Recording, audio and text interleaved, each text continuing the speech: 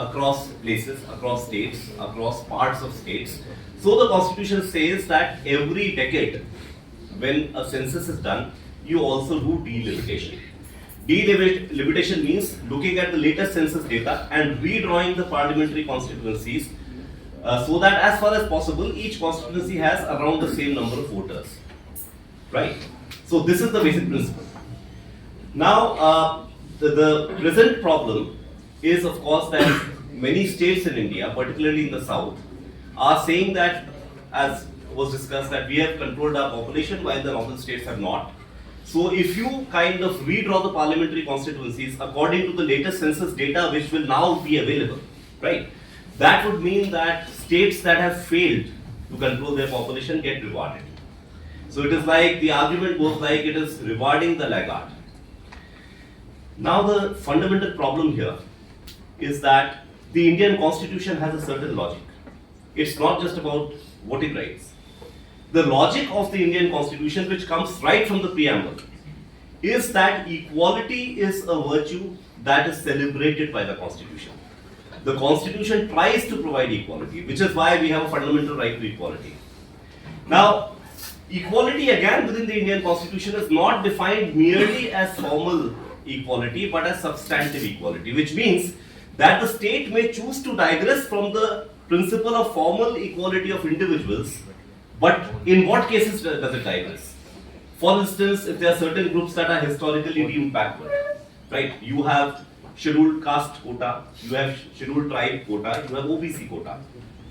Now these quotas are not based on formal individual equality, but the constitution says that they are based on substantive equality, which means if certain groups are historically deprived or backward, the state can make special provisions for them.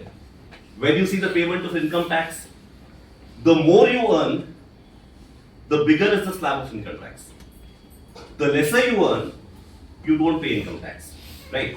So if the Indian state violates formal equality, it does it in the interest of social justice or economic justice. That is the whole logic of the constitution.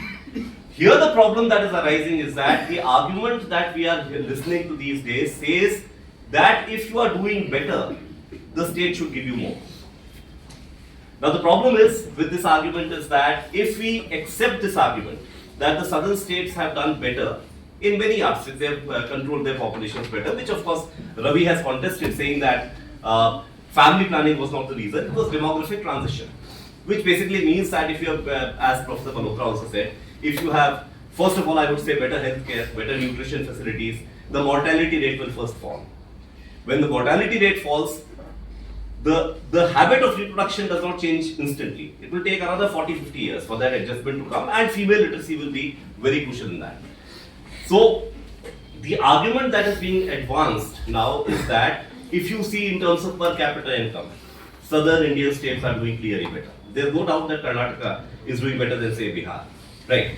So why should Karnataka be punished? That is the argument. Why should Tamil Nadu or why should Kerala be punished because Bihar is not doing well?